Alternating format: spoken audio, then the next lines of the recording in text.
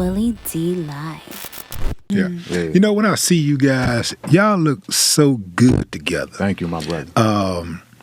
And just the positive spirit that y'all have, it makes people want to root for you. I feel like y'all can do anything together. I feel like either one of y'all could be successful on your own, but I think together, y'all can pretty much do anything y'all want to. Like, besides what you have going currently, you know, what are some of the loftier goals that you have together? I'll start first. It's weird because we don't really live in the frequency of goals. Even with how this came about, you happen to walk into the event, and she was even debating if she wanted to show up because, like, I've been more out here in the streets. Like, I come from Newark, the things that we kind of doing out here, I started that in my neck of the woods. And just my masculine energy, my feet was on the ground. She has amassed a huge audience via social media. But when I got here, it helped to compel her to want to get her feet on the ground even more so. So even with that being said, when you walked into that space, you ain't even know if you really actually wanted to go to the event. You was kind of nervous. I never did nothing like this before, but your book is out. So we ended up coming to the space and had the conversation with you, and we here right now.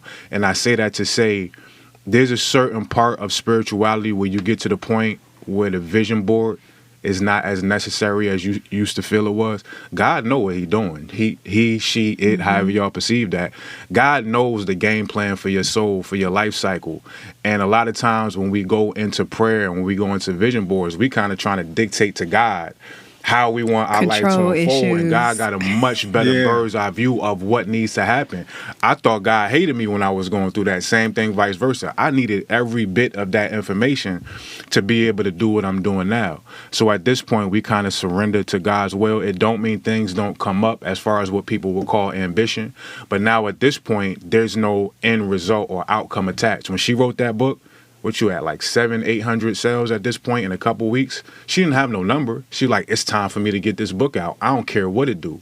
So at this point, we don't really exist in the space of goals. She even inspired me. I'm writing my book as well now called Memoirs of a Former. Can we curse? Is it self-published? Yeah. Is it self-published? Yes. Okay, nice. Yeah, so she inspired me. I had the seed thought 5 years ago, but now I'm in the process of writing mine as well.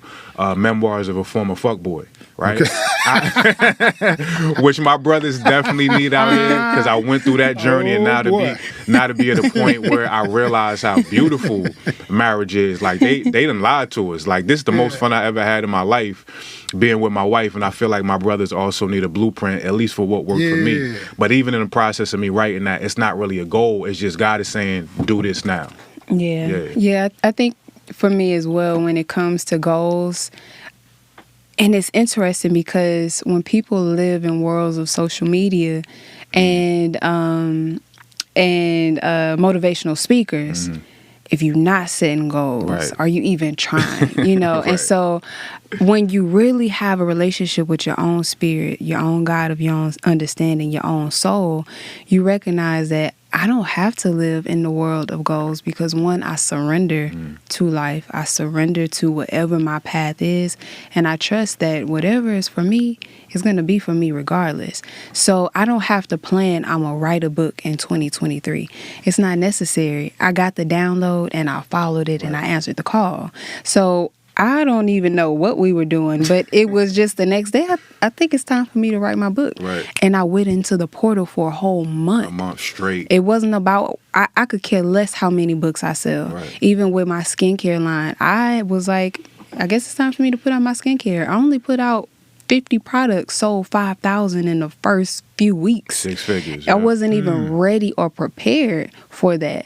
And so what I recognize is it's not necessary for me to set goals. One, because I'm not in the business of attempting to control God. Right. And if it is control, it means I'm trying to force things into submission. And I recognize for me that things work a lot easier when I'm in flow and when there's a lot of ease present. That means I don't have to have anxiety attached to it. I don't have anxiety attached to numbers. I don't have to look at insights to see how well things are doing. whoever gets the book, that's who's supposed to have it. And so whatever amount of money I make from the book, that's the amount of money that I'm supposed to make. That just makes it a lot easier for me, so I can live in ease and peace, and I can give to people and give my energy to people, and it's not tainted with anxiety and to-do lists.